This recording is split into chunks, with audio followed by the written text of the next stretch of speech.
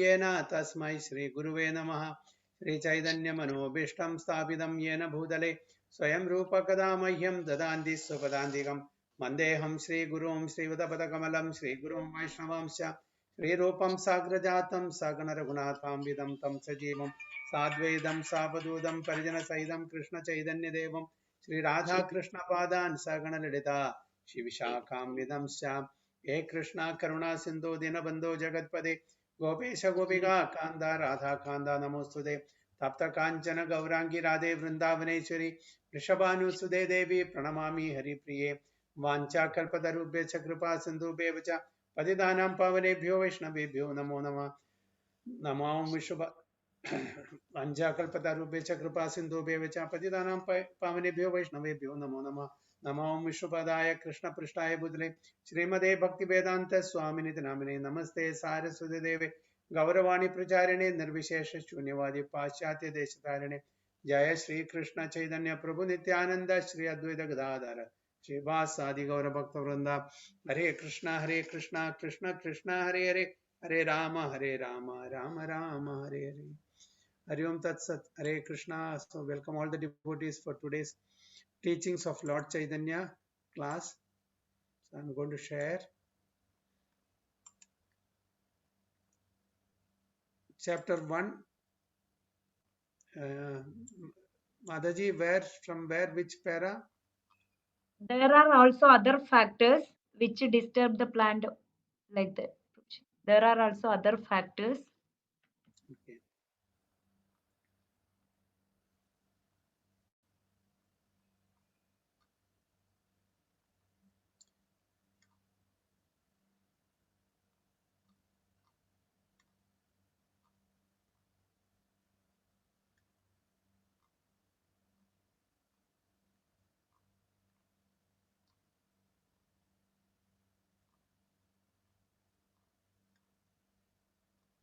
I think where no, here.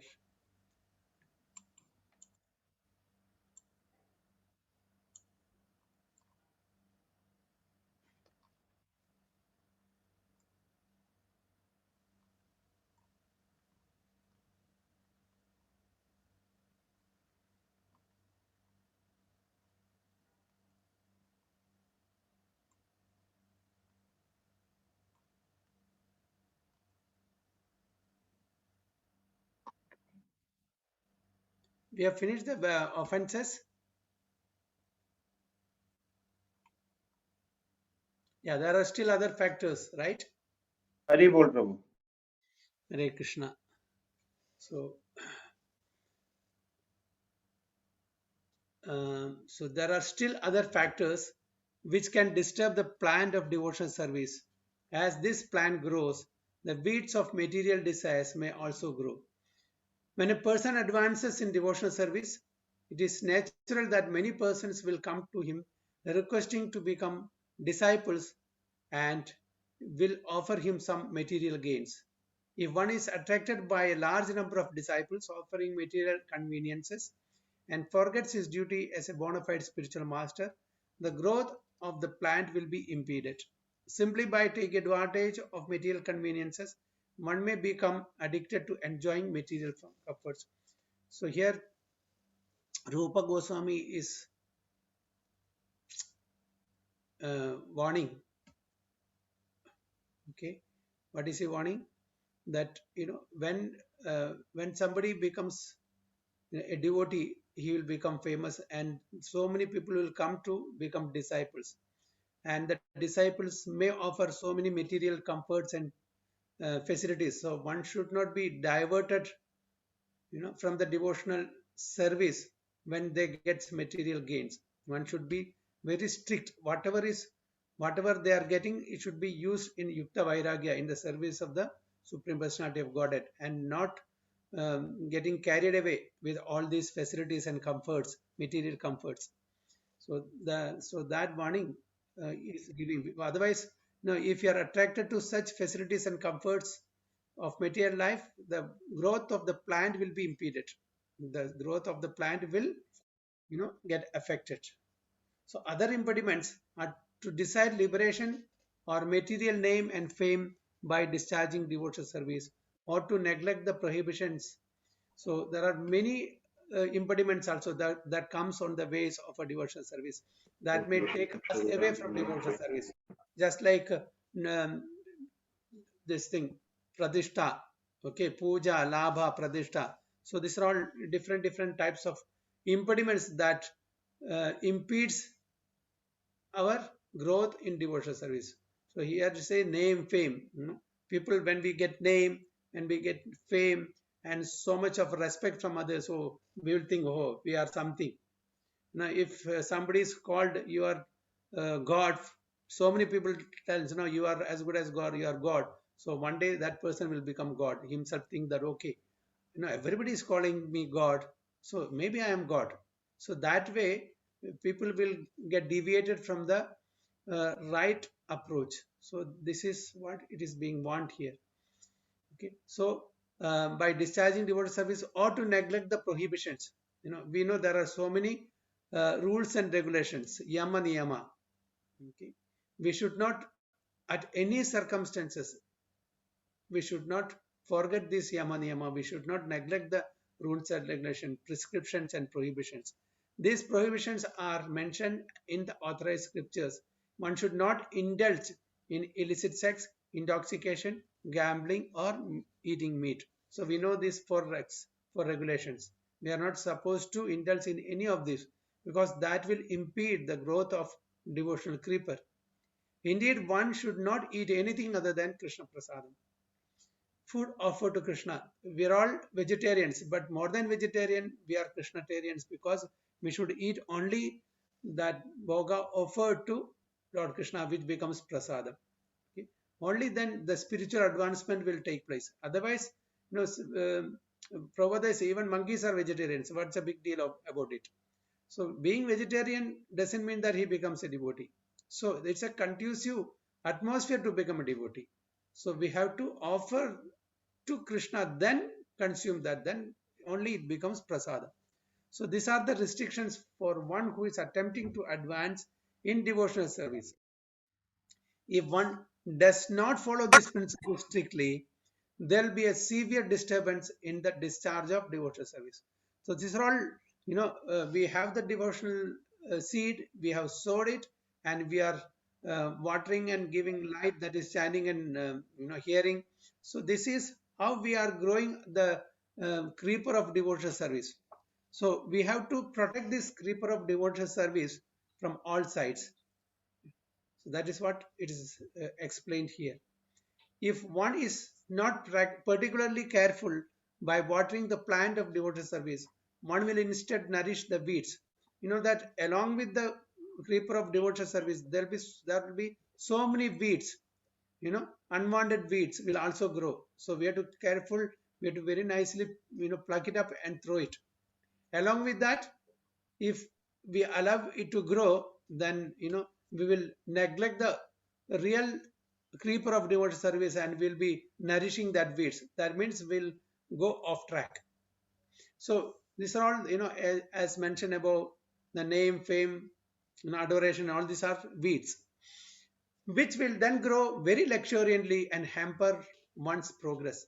The idea is that when one waters a garden, not only does the desired plant grow rapidly, but the unwanted plants grow also. If the gardener does not see these weeds and cut them down, they will overcome and choke the plant of devotion. It is thus the duty of the neophyte devotee to cut down all the weeds that may grow by the watering process of devotional service. If one is careful to guard against the growth of these weeds, the plant of devotion will grow luxuriantly and reach the ultimate goal, Goloka Vrindavan. When the living entity engaged in devotional service relishes the fruit of love of Godhead, he forgets all religious rituals aimed at improving his economic condition. He no longer desires to satisfy his senses, and he no longer desires to become one with the Supreme Lord by merging into his effulgence. So, if we protect this creeper of devotional creeper very nicely from all associated dangers as explained herein before, automatically it will penetrate through this sky and take shelter at the lotus feet of Supreme Personality of Godhead Radha Krishna, okay, at Goloka Vrindavana. Okay. So we will, in that case, what will happen? We will not be entangling or indulging in so-called religious rituals for improving our economic condition and for satisfying our senses. Okay. So there will be no such desires of having sense enjoyment or even merging into the effulgence of the Supreme Lord, that is Brahmajyoti. So all these are secondary. Even liberation, nobody will, the pure devotee will not even hanker for liberation. So their only motto is to satisfy the Supreme Lord by becoming a servant, always at the lotus feet of the Supreme Lord. Manmana ma bhat bhakto madhyaji mam namaskuru. Okay, so these things, always remember me, worship me, pay obeisance unto me, and become my devotee. So this will be the only aim of a pure devotee, not to merge in the Supreme Lord's effulgence, or not to have any sense enjoyment, or not even improving the economic condition. So basically, dharma, artha, kama, moksha. Okay, the devotee will not be interested at all. There are many practices leading to spiritual knowledge and transcendental bliss, including the ritualistic sacrifices recommended in the Vedas, the execution of austerities and pious duties, and the practice of mystic yoga. These all reward different results to their performers, but all these rewards appear to glitter only as long as one is not elevated to the transcendent loving service of the Lord. Love of God is dormant in everyone, and it can be awakened from its dormant position by the execution of pure devotional service, just as a person bitten by a serpent and fallen unconscious can be revived by smelling ammonia. So, initially, all these so-called austerities and ritualistic activities and will all appear to be very glittering, okay, because we have not developed the real loving devotional service to the Lord. Once we get that higher taste of pure devotional service, all other things, it's all secondary. We will not be interested in any of this. So after speaking in this way about pure devotional service, Lord Chaitanya began to describe the service and its symptoms to Rupa Goswami. Okay. He explained that in pure devotional service, there can be no desire other than desire to advance in Krishna consciousness. So that is pure devotional service is all about. Except to please Krishna, everything else is secondary. That is not the goal at all. That will come automatically. We don't have to specifically enter. But the devotee is not concerned about those, the side products of that, byproducts of that. In Krishna consciousness, there is no scope for worshipping any demigod or even any other form of Krishna, nor is there room for indulgence in speculative empiric philosophy or fruitive activities. One should be free from all these contaminations. So Rupa Goswami says in Bhakti Rasamrita Sindhu, Anya Abhilashida Shunyam Jnana Karmadhyanavridam Anukulyana Krishnanu Shilanam Bhakti Ruttama. So that is the Uttama Bhakti, pure devotional service without any other motives, without any other conditions. Pure devotional service, simply to satisfy Krishna. So just like the the mood of the gopis or gopas or the inhabitants of Vrindavana. So in whatever mellows they are dealing with or relating with Krishna, they are 100% happy. In whether it is Sakhya, Shanda Bhava, Dasya Bhava, Vatsalya Bhava, Sakhya Bhava, or Madhurya Bhava. They are happy. They don't find any other happiness. So when they deal with the Supreme Lord in any of this relationship, they are always happy. So only the bare necessities for bodily maintenance should be accepted. By making one's bodily necessities secondary, one can primarily devote his time to the cultivation of Krishna consciousness. Actually, if we take care of the prime duties, that is Krishna consciousness, the other the secondary duty will be automatically taken care of. But unfortunately, we are giving so much importance for the secondary duty. We are taking care of artha, kama, moksha, dharma, and everything, thinking that by going through this, we'll get Krishna consciousness, or will become a pure devotee. It should be actually the other way around. We should give importance to the prime duty. When we take care of the prime duty, that is Krishna consciousness, all other secondary duties will be taken care of by the primary duty. Okay. Pure devotional service means engaging all one's senses in the service of the Lord. At the present moment, our senses are all designated because the body is designated. So we think that our body belongs to a particular society or a particular country or a particular family. In this way, the body is bound by so many designations. Okay. So what are the designations? I am an Indian, I am an American, I am a Japanese, Canadian, I am white, I am dark, I am fair, I am an engineer, I am an accountant, okay, I am philosopher, I am Hindu, I am Muslim, I am Christian. These are all bodily identification. Actually, this identification never goes when this body leaves, isn't it? But the spiritual identification, that I am the soul, always remain with us. All other identifications are only meant for this body. That's why we say upadhi. These are all upadhis or designation meant for this particular body. I'm in a man's body. I'm in a dog's body. I'm an American. I'm an Indian. All these designations are purely meant for this particular body only. But when we leave this body, we don't know what body next. So in that body, we may have different identity. Now I am a human being. In the next life, we may be a demigod or an animal or a plant. So the bodily designation keeps changing. But the spirit, which is Satchidananda, the designation of the spirit, that is part and parcel of the Supreme Lord, Mame Vamsho Jiva Loke, that is eternal. That never changes. So similarly, the senses belong to the body, and when the body is subject to such designation, senses are also. Thus, one engages the senses on behalf of family, society, nation, and so on. Not only the gross body, but the subtle body and the senses also identify with these designations. So that's why, this is my family, my society, my nation, my people. That mentality, comes for all of us. So Arjuna is also instructed by Krishna to rise above all these bodily designations, to come to the platform of Atma.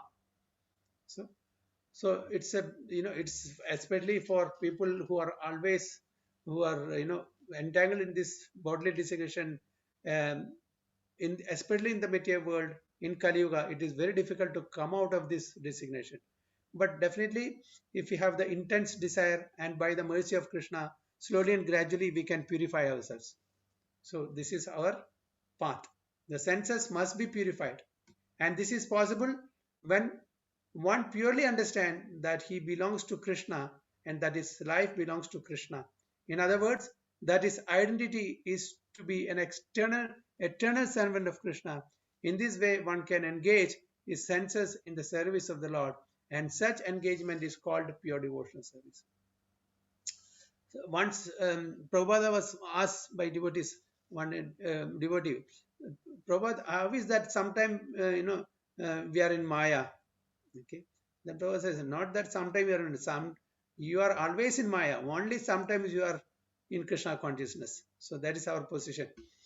Since we are doing devotional service, we'll think that we are always in Krishna consciousness, only in sometime Maya. Not like that. It is the other way around. Most of the time we are in Maya, but sometimes when we are discussing about Krishna and doing our sadhana, that time we are trying to be Krishna, not even fully, trying to be in Krishna consciousness. That is the position of most of us. So a pure devotee accepts the transcendental loving service of the Lord, but rejects all kinds of liberation for his personal sense gratification. This is stated by Lord Kapila in Srimad Bhagavatam in his explanation of the nature of pure devotional service.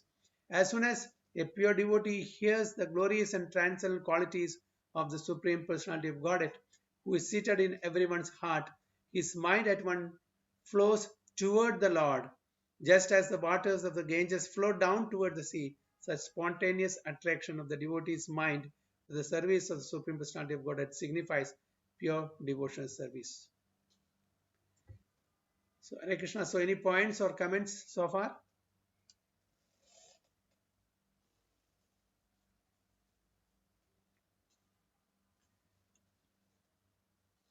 Hare Krishna. Okay, so we'll go. So, when we become a pure devotee, everything will become conducive for practicing devotional service.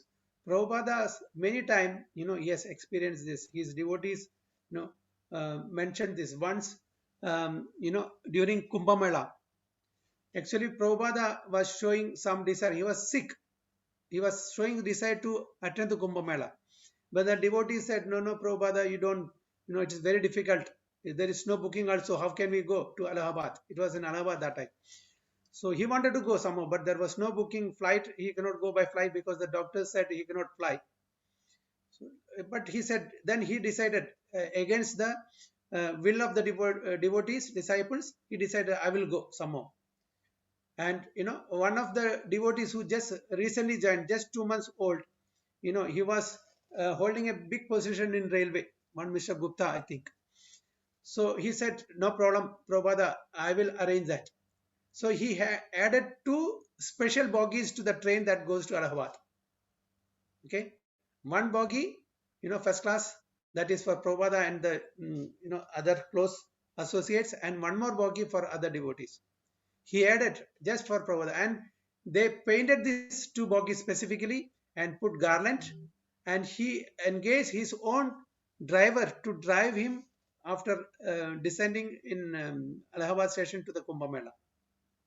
Okay, so that it was arranged. So he just had an intense desire, Prabhupada. It got materialized by the mercy of Krishna. After going there, they was telling Prabhupada wanted cow milk, but where is cow milk there? It's a big, so many millions of people are there. So even this devotee, he got a cow there to where Prabhupada was staying, and he arranged for cow milk for Prabhupada. So all these things, when we become a pure devotee of the Lord, by the will of the Lord, by the blessings of the Lord, everything will fall in place. So that's why when I said, the primary duty, if we take care, secondary duties will be automatically taken care. So devotional service is pure when one engages in the service of the Supreme Lord without any selfish motive and without being hampered by any material impediment. The pure devotee does not desire to live on the same planet as the Supreme Lord, nor does he desire the same opulence as the Lord, nor does he desire to have the same form as the Lord, nor to live with him side by side, nor to merge into his existence. We know that these are different types of liberation. That is Samipya, Salokya, Sarupya, and Sastya, and Sayujya. So a pure devotee is not after any of this liberation. That as Rupa Goswami rightly says, Bhukti Mukti, that is Mukti and Bhukti, that is sense enjoyment and liberation, is staying as a maid servant at the doorstep of a devotee. So that is the position of Bhukti and Mukti as far as devotees are concerned. They are not after that. Their only interest is to serve the Supreme Lord, birth after birth, as Chaitanya Mahaprabhu says in Shishashtagam. So the point is that a pure devotee is so much absorbed in the transcendental loving service of the Lord that he has no time to think of any benefit beyond his immediate engagement. Just as an ordinary materialistic businessman thinks of nothing else when he is absorbed in his business, a pure devotee, when engaged in the service of the Lord, does not think of anything beyond that engagement. So this, these are the symptoms of a pure devotee. Pure devotee's concern is only how he can or she can please the Supreme Lord, given in any situation. They are not thinking of their material benefit or sense gratification. So this is the aim of or goal of the pure devotees. One who possesses the symptoms described above has been elevated to the topmost position of devotional service. And it is by such transcendent and loving service alone that one can surpass the influence of Maya and relish pure love of God. Got it. As long as one desires material benefit or liberation, which are called the two witches of allurement, one cannot relish the taste of transcendent loving service to the Supreme Lord. So this is what the witches, Maya. Even Chaitanya Mahaprabhu says, Jiva Jago, Gaura Chanta Bole. Now, how long will you be sleeping on the lap of the witch called Maya? This is what even Chaitanya Mahaprabhu says. So this, what is this Maya? Even it comes in the form of sense enjoyment and liberation. Liberation is also Bhukti Mukti Pisachachi. It is just Pisach, witches. Even the liberation and the sense enjoyment both are termed as witches or Pisach. So devotees are not at all interested in that. So there are three stages of devotional service. The first is the beginning stage of cultivation. Second is the realization of service. And the third, the supreme stage, is the attainment of Godhead. So in broad, there are three stages. One is the beginning, that is the cultivation. And second is the realization. And third is the supreme stage, that is the attainment of love of Godhead. There are 9 different methods of cultivating devotional, as we all know. Shravanam, Kirtanam, Vishnu Smaranam, Pada Sevanam, Archanam, Vandanam, Dasyam, Sakyam, Atma Nivedanam. So these are the 9 stages. So in these process, all these processes are all employed by the neophyte in the first stage. If one is engaged in chanting and hearing with devotion and faith, his material misgivings gradually become vanquished. As his faith in devotional service increases more and more, he becomes assured of a higher perfectional position. In this way, one becomes firmly fixed in devotional service, increases his taste for it, becomes attached to it, and feels ecstasy, the preliminary stage of love of Godhead. Attainment of ecstasy is produced by executing this process of cultivating devotional service. When one continues the process of hearing and chanting, attachment to Krishna gradually thickens and at last is called love of Godhead. So among all these different types of devotional service, the very, very important 2 aspects are hearing and chanting. Once we are fixed and when we take care of these 2 processes, the rest will follow. So we have to first give too much importance to hearing and chanting. Hear from the right source. That is very important. Okay, there are so many stuff to hear nowadays, especially the present time. So many things, so many types of books are there. So many literatures to take away our mind from devotional service. So reading is also hearing, and there are so many so-called philosophers or scholars giving different types of philosophies. So we should know from whom to hear. So that is very important. So if what we are hearing is from the right source and the right literature, then nothing to worry. We are on the right path. So in the stage of transcendental love of God, there are further developments known as transcendental affection, emotion, ecstasy, and extreme and intense attachment. These are technically known by the terms raga, anuraga, bhava, mahabhava. Okay, so these are the different stage of transcendent love of Godhead: raga, anuraga, bhava, and mahabhava. The progress from one stage to another is like the thickening of sugarcane juice. In the first stage, sugarcane juice is in a thin liquid. When by evaporation it becomes thicker and thicker, it turns into molasses. Then it turns into granules of sugar. Then rock candy, and so on. Just as sugarcane juice progresses from one stage to another, similarly transcendent love for Supreme Lord developed by stages. So the transcendent love for the Supreme Lord developed by stages, how Prabhupada has given this different this analogy, from sugarcane juice to thicker and thicker sugar, raw candy, and so on and so forth. Like that, the transcend loving stages also increases step by step as we progress in devotional services. So when one actually becomes situated on the transcendental platform, he becomes steady. Unless one is so situated, his position is not steady and he may fall down. When one is actually situated transcendently, there is no fear of falling down. This stage is technically called Sthayi Bhava. Okay, we are fixed. From that, we will never fall down. No fear of fall down.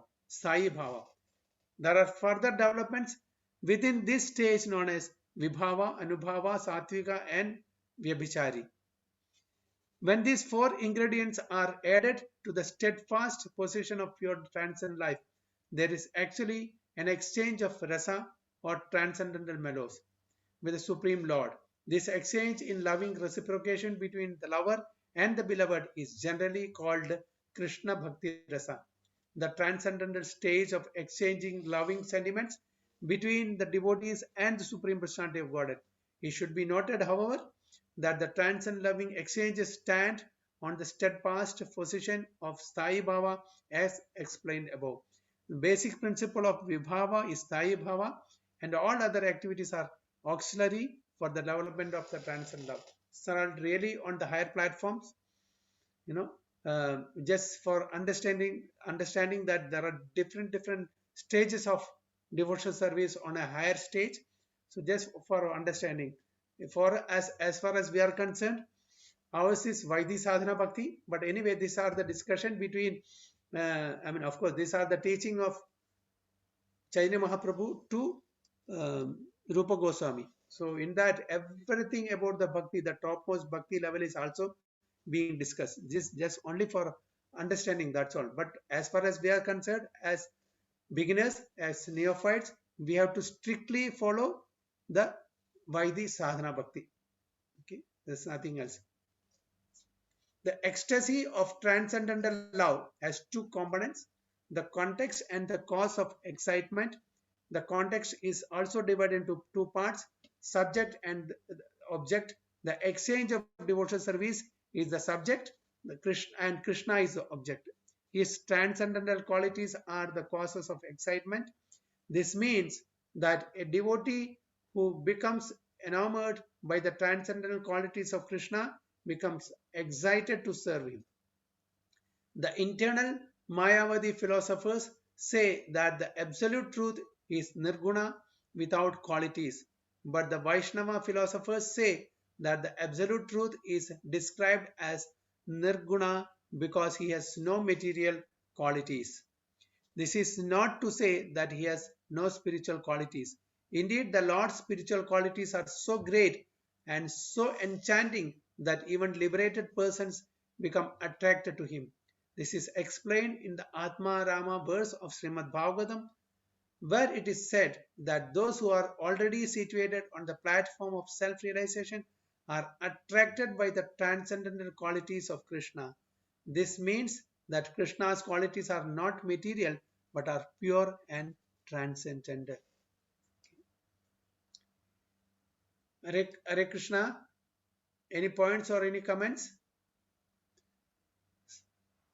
Some of these topics are really high, as I told you, so we should not bother much about this. Now, our duty is just to practice devotional service as neophyte devotees, especially by the sadhana bhakti. So these are all just information. We should know also all these things are there in transcendental stage or loving devotional service, because this is the teachings to Srila Rupa Goswami by Chaitanya Mahaprabhu about the topmost bhakti. So Hare Krishna. So Parvati Mataji. Hare Krishna Prabhuji. Hare Krishna. Today there are some devotees. I think Gopi Prabhu and Jiveshwari Mataji are supposed to take the class today. I think they are ready. Okay. Gopi Prabhu and Jiveshwari Mataji, are you ready? Hare Krishna. Hare Krishna. Mataji. Pranam to all. Prabhu, ready. Okay. So now, one second. I will stop here sharing. Mataji, please note, Rupeshri Mataji, please note, next para is the highest stage of ecstasy. Okay. Okay. I will stop here. And who is starting first? Hare Krishna. Gopi Prabhu? Hare Krishna. Okay. Hari Bol. Yes, Prabhuji. Over to you. Danda Pranam. Danda Pranam. Prabhuji, Hare Krishna. how everybody? All fine. Krishna's mercy. All fine going on. Radhe Radhe. Here is too hot, Prabhu. Too much hot. Really? Only after 7 o'clock, little wind is coming. Breeze, wind is coming little. Now is assigned is Bhagavad Gita 2.1, chapter 2.2 and sloga number 1 and 2. So I will read just as it is. Sanchyovacha tam tada kribaya vishtam ashtupurnaguleshanam visidandam idam vakyam uvaja madhusudana. Translation. Yes, Srila Prabhupada ki. Sanjaya said, seeing Arjuna full of compassion, his mind depressed, his eyes full of tears, Madhusudana, Krishna spoke the following words. So, when the chariot was on the middle of the war slot, uh, Arjuna was foreseeing all his relatives and friends and his gurus and other puja, sambhuja, uh, the sambandhis of the Kuru dynasties. Then he felt very depressed and his eyes were full of tears and with the compassion. Then he was asking to Krishna. So it means Prabhada is telling here it is look like material compassion and lamentation. And the sign of compassion and material compassion is the tears and is because of the ignorance of the real self. One is not understanding self-realization, so we can act accordingly. The word Madhusudana is significant in this word. Lord Krishna already killed the demon Madhu. So now Arjuna wanted Krishna to kill the demons of misunderstanding. So that was he's put already his innocent feelings in front of Krishna that he was lamenting. He wanted Krishna to kill his misunderstanding about his self-understanding. Now this compassion is applied here in the means of one who is drawn in an ocean and instead of we want to save the soul, if somebody is want to save the body, it is look like the saving of the dress instead of saving the man.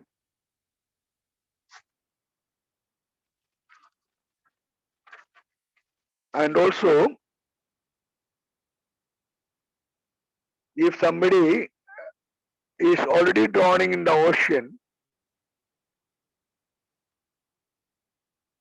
if somebody want to try to save him, he should save the whole body, the whole man, not catch in the dress. Like that, because of the compassion or lamentation, it was not expected by Krishna from Arjuna. And he also explained that it is the sign of an ignorant man. And as Arjuna is a Kshatriya, and his duty to fight, but he is already lament and compassion because of the compassionate. His eyes already filled with the tears. Not the sign of a Kshatriya. So once who realize the self by the analytical study, and he should understand the body is material and the soul is spirit, and nobody can kill the spirit soul. Why Krishna brought everybody in the Kurukshetra? Krishna has his own will. He is the supreme person, personality of Godhead. He knows the past, present, and future. And he brought all the warriors in the Kurukshetra. That means every soul changing the body as a process of advancement. And whosoever dying in the Kurukshetra, he will get the what it is called the salvation. And if somebody understand that, like the lamentation and compassion of the bodily concept, definitely the entanglement to the bodily concept and conditioned soul can be expected that once the body has been damaged, then that man is dying. But dying is one type of transformation from one body to another body, but the soul cannot be dying. But because of the material concept, Arjuna, however, has been expressed his material compassion and material ignorance. So that's why he's condemned by Krishna here. Hare Krishna, I want to go to the second chapter. It's a very my limited knowledge. I already explained this one. So I am going to the 2.2 with the permission of our Shishya Guru. The sloga number 2.2, Sri Bhagavan Uvacham Kudatva Kashmalam Idam Vishame Samuvavastidam Anarya Dushtam Aswargyam Akirtikaram Arjuna. Translation, Jai Srila Prabhupada ki. In Prabhupada's translation, the Supreme Personality of Godhead said, my dear Arjuna, how have these impurities come upon you? They are not at all befitting a man who knows the value of life. They lead not to higher planet put in infamy. So Krishna is saying again to Arjuna that he is the, as Prabhupada has told, he is the Supreme Personality of Godhead, and he knows the past, present, and future, and what will happen in the future, and who will be die here, and who will be escape here, and who will be fame here, and who will be damaged here. Everything he knows. The Lord Krishna is referred to Bhagavan throughout this Gita. Bhagavan is the ultimate absolute truth, the one without the second. The absolute truth is realized in three phases of understanding as before we studied, that is Brahman realization and Paramatma realization and Ishvara realization, that is supreme realization.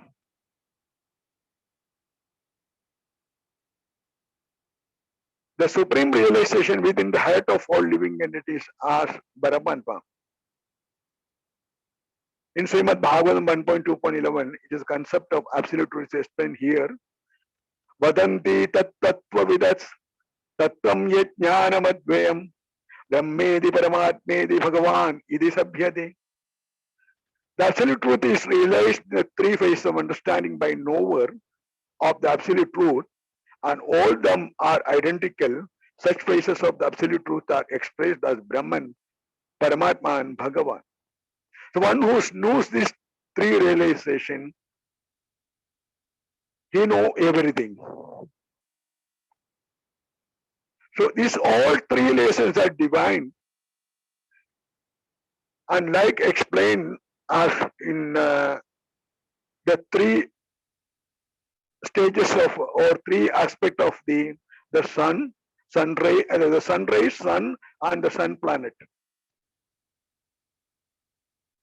So once we understand that sunrise is the power of the sun,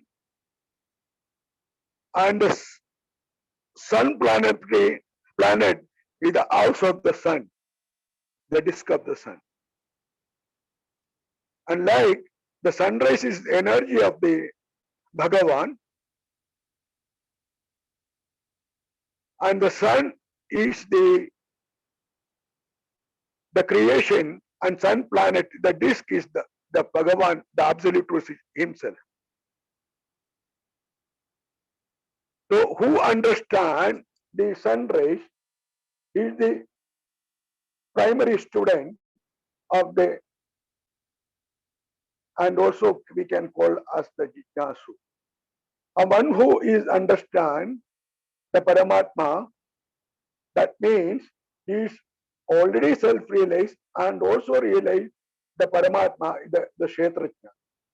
So as Kshetrajna, in you know that there is two Atma is there. One is the localized soul, and one is the all-pervaded soul, that is called the Paramatma.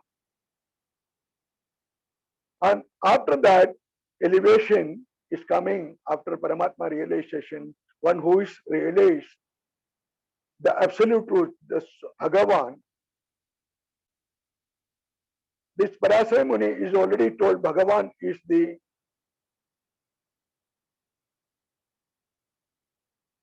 have been told the Bhagwan. Bhag means the six, and Van means the opulences. Whosoever concerned about the six opulence, he is called Bhagavan.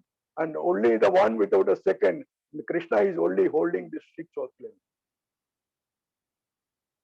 And the other features of the Supreme Absolute Truth has been not understood by the Bhaktas, because Bhaktas mean one part of the total devotion service is called Bhakti. For the doing the Bhakti, there should be a denominator, and one is the dominator, and one is the media of communication. And denominator, it is called the Bhakta, and nominator is called Bhagavan, and media is called Bhakti. And doing the Bhakti is the devotion service, that eternal servitorship of a Jiva. The one who is above the transcendental knowledge of Paramatma realization, who understand the Bhagavan, he never interested in the other realization of Brahman realization and the Paramatma realization. But he know what it is. He never condemned that one also. Is in the means of that Brahman realization is the one what is called this the Mayavadi philosophy, and also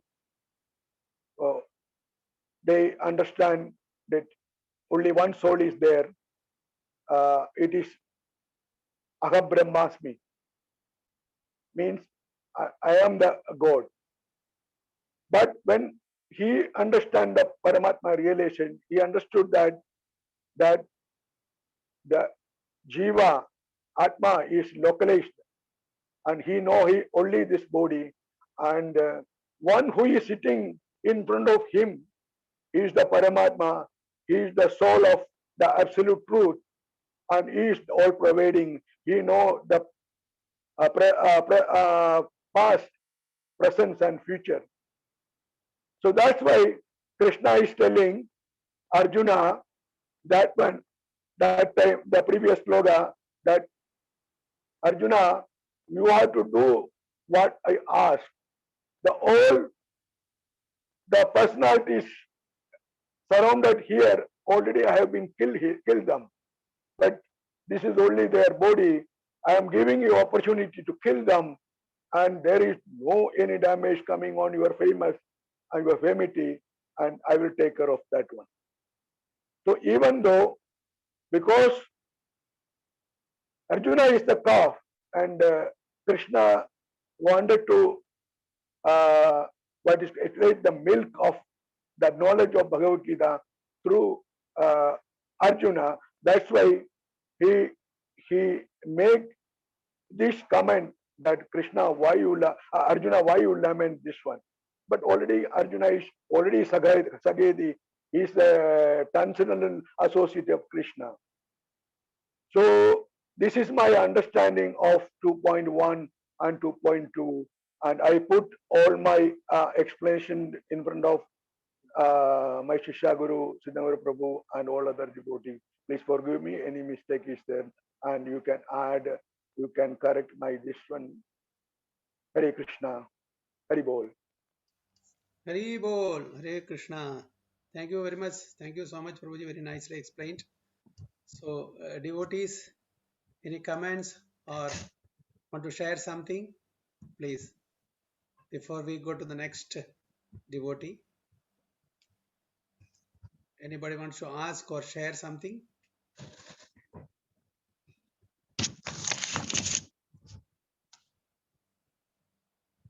Hari Bol. Hare Krishna. Go, Prabhu. Thank you so much. Hare Krishna. Hare Krishna. Yes. Vanja kalpadaru yasya kripa sindhu bhaya vijam padidana pavanebhyo vaishnavebhyo namo namo. Chapter 2, Sloka 3. Klaibyam asmagama partha naityamatyade shodram hridaya daurlabhyam tiktodishtada parantaba. Here Krishna address Arjuna, O Partha, son of Partha, O Partha, Partha, son of Pritha. That mother of Arjuna is Kundi Maharani. She is glorified by all sages for her wonderful words she speaks to Krishna. That Krishna one day planned to going to leave the Hastinapuri and planning to go to Dwaraka.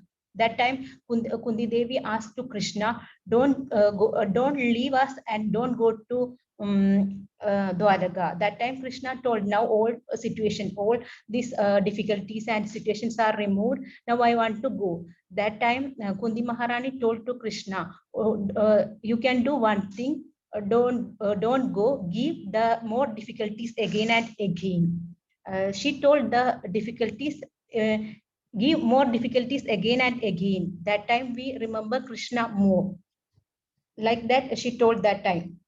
And if according to the devotees, separation of Krishna is the most difficult situation or the more waste situation. The material difficulties is nothing in compared to the separation of Krishna.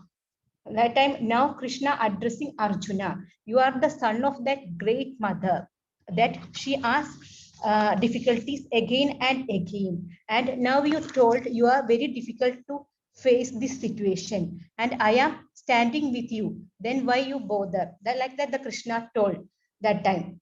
And here it's a Krishna represents the Krishna told this word Klaibibyam. Klaibibyam means the impatience. This word is used to Arjuna told Arjuna to leave the old weakness, get and you arise. But why Krishna told you why you are behaving in this way? It is not fitting you. This and this Shudram Hridaya Daurlabhyam. Shudram, in this way, you are only showing your heart is completely weak. Completely weak. Give up this weakness of heart, and people are not, if as per the Kshatriya is, karma is for fighting. And if the Kshatriya is his main duty is performing is for fighting, but you are not agreed to fight, then people are degrade you. As a Krishna's best friend of Arjuna, Krishna don't want to consider the other people, the Arjuna is degrading. So Krishna told them, people are not going to glorify you. People are saying only they are never Kshatriya. The Kshatriyas and Brahmanas are unworthy son of their father. Here Prabhupada says that Brahmana and Kshatriyas. Brahmana's duty is doing their this pious activities, and Kshatriya duty is fighting. If they are not performing their duty, then they are only known as the son of Kshatriya and the son of Brahmana. Means they are unworthy sons. So Krishna told that you are a mother of great. Your mother is a great. Then why you perform like this? And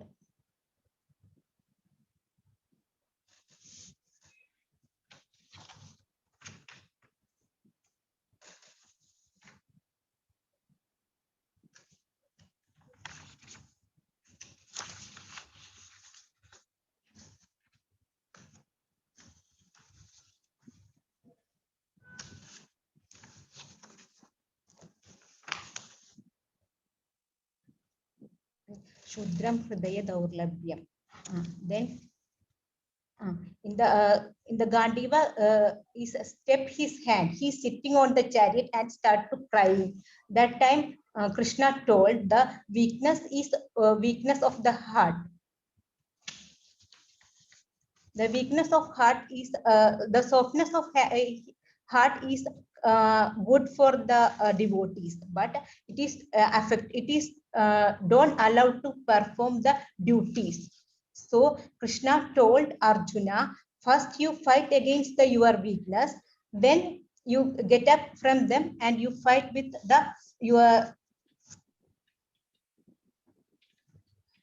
your enemies. The fourth is one.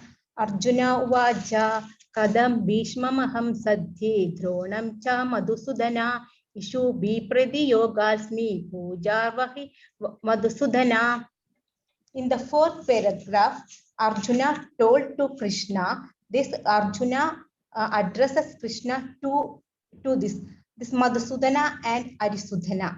Madhusudana means the killer of the demon Madhu, and Arisudhana means killer of the enemies. The Arjuna told to Krishna, if you killed the enemies and the demons, but you didn't get any opportunity or situation to kill your grandfather or your own teacher. Said Bhishma and Drona, and his teacher, grandfather Ugrasena, and his teacher Sandipamani. And here Prabhupada told to that if our elders is a harsher or little bit strict, but we didn't not offered any verbal fight or harsh words against our elders, then Krishna, you told me to fight with our grandfather and my teacher. This is the some arguments offered by Arjuna to Krishna. So,